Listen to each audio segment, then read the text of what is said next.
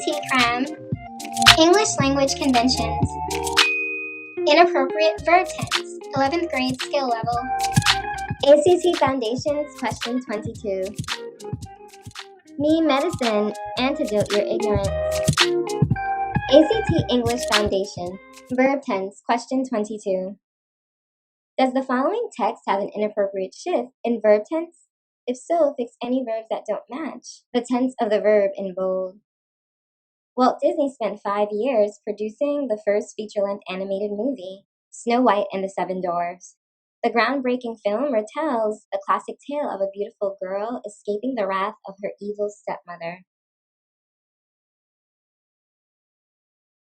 Here's what you need to understand.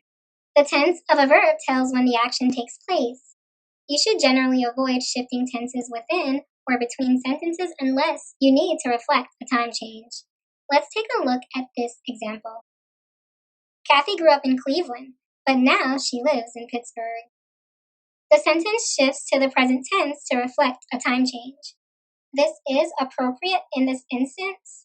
We shift from Kathy's younger years as indicated by the verb phrase grew up, and then to her present adult self with the verb lives.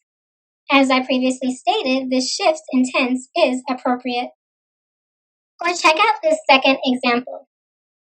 Rachel grabbed the microphone and sings to the crowd.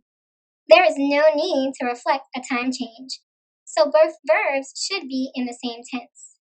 The first featured verb grabbed is written in the simple, singular, past verb tense, so we know the singing also took place in the past. However, the second verb, sings, is written in the simple, singular, present verb tense. There is no need to reflect a time change. Both verbs should be in the same tense in this instance. Shifting the tense of the second verb to its present tense verb form is incorrect, because this creates inconsistency in the overall tense of the sentence. Change sings to its simple, singular, third person, past tense verb form to restore consistency. There you have it. We've changed sings to sang. It's simple, singular, third person, past tense, verb form. We have restored consistency in this sentence, and this new verb form is correct. However, you may shift tenses if you need to use the present tense to state a general truth. You may also shift to the present tense to discuss the nature or contents of an artistic work, such as a book,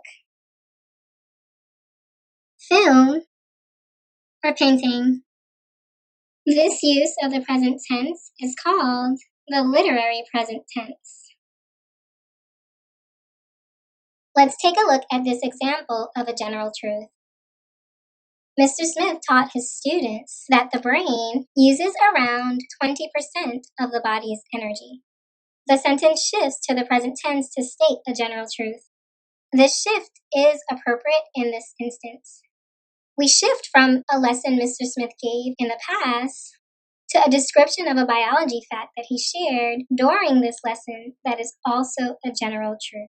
Hence, our use of a shift to the present tense is warranted. Let's take a look at this example of the literary present tense. Shakespeare wrote Romeo and Juliet in the late 1500s, but the play explores themes that are still relevant today. The sentence shifts to the present tense to discuss the nature and contents of the artistic work, Romeo and Juliet. This tense shift to the present is appropriate in this instance.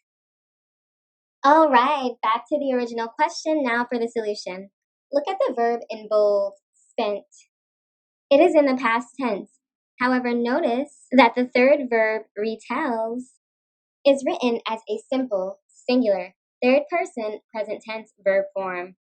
With the verb retells, the sentence shifts to the present tense to discuss the classic tale of a beautiful girl escaping the wrath of her evil stepmother, Snow White and the Seven Dwarfs.